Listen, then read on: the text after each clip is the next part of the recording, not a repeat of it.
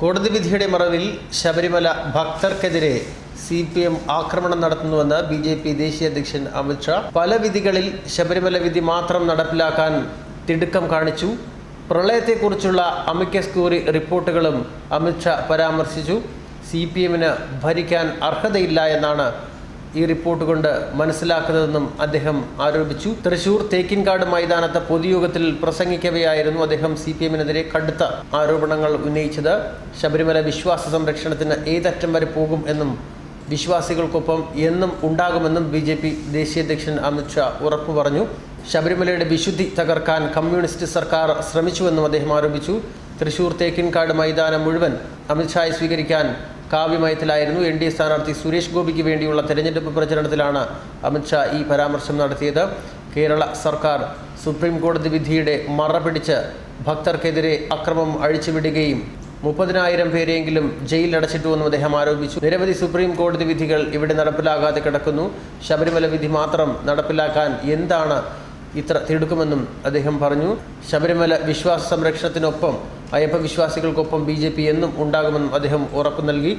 BJP പ്രകടന പത്രികയിൽ ശബരിമല വിശ്വാസങ്ങൾ സംരക്ഷിക്കാനും അത് സുപ്രീം കോടതി മുൻപാകെ എത്തിക്കുമെന്നും പറഞ്ഞത് അതുകൊണ്ടാണ്. ശബരിമലയിൽ പോലീസിനെ നിർത്തി സമരത്തെ തകർക്കാനുള്ള ശ്രമമാണ് നടത്തിയത്.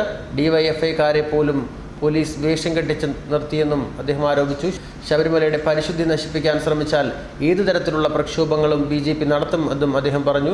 ഇതിനായി ഏതറ്റം വരെയും പോകും. തെരഞ്ഞെടുപ്പ് പരിപാടിയിൽ അമിത് ഷാ ശബരിമലയെക്കുറിച്ച് വലിയ രീതിയിൽ പരാമർശിക്കുകയായിരുന്നു. നേരത്തെ ശബരിമലയെക്കുറിച്ച് തെരഞ്ഞെടുപ്പ് പ്രചരണങ്ങളിൽ സംസാരിക്കാൻ പാടില്ല എന്നുള്ള നിർദ്ദേശം തെരഞ്ഞെടുപ്പ് കമ്മീഷൻ്റെ ഭാഗത്തുനിന്നുണ്ടായിരുന്നു. ജാതിയോ മതമോ പ്രചരണത്തിൽ ഉപയോഗിക്കാൻ പാടില്ല എന്നുള്ള തരത്തിലും തെരഞ്ഞെടുപ്പ് കമ്മീഷൻ്റെ ഭാഗത്തുനിന്നും പരാമർശമുണ്ടായിരുന്നു. ഈ സാഹചര്യത്തിലാണ് ശബരിമലയെക്കുറിച്ച് മാത്രം അമിത് ഷാ തൃശ്ശൂരിൽ സംസാരിച്ചത്. ശബരിമലയിലെ ആചാരാനുഷ്ഠാനങ്ങൾ സംരക്ഷിക്കാമെന്ന് തന്നെയാണ് അദ്ദേഹം അവിടെ കൂടിയിരുന്ന ജനങ്ങൾക്ക് ഉറപ്പ് നൽകിയത്. കഴിഞ്ഞ ദിവസം സുഷമ സ്വരാജും ഒരു കാര്യം പറഞ്ഞിരുന്നു. കേരളത്തിലെത്തിയിട്ട് ശബരിമല പരാമർശിക്കാതെ പോകുന്നത് എങ്ങനെയാണെന്നായിരുന്നു അദ്ദേഹം ചോദിച്ചത്. ഇത് തെരഞ്ഞെടുപ്പ് കമ്മീഷനെ കൂടി വെല്ലുവിളിക്കുന്ന ഒരു സമീപനമായിരുന്നു. എന്ത് തെരഞ്ഞെടുപ്പ് ചട്ടമാണ് അവിടെ നിലനിൽക്കുന്നതെന്നായിരുന്നു സുഷമ സ്വരാജ് ചോദിച്ചത്. ഈ സാഹചര്യത്തിലാണ് BJP ദേശീയ അധ്യക്ഷൻ അമിത് ഷാ കേരളത്തിലെത്തി ശബരിമലയിലെ വിശ്വാസങ്ങളെ സംരക്ഷിക്കും എന്നും ഉറപ്പ് വിശ്വാസികൾക്ക് നൽകിയത്. എന്തായാലും വലിയ ആവേശത്തിലാണ് ഇപ്പോൾ തൃശ്ശൂരിലെ ജനങ്ങൾ. തൃശ്ശൂരിലെ NDA സ്ഥാനാർത്ഥിയായി തുഷാർ വെള്ളാപ്പള്ളിയാണ് മത്സരിക്കാനിരുന്നത്.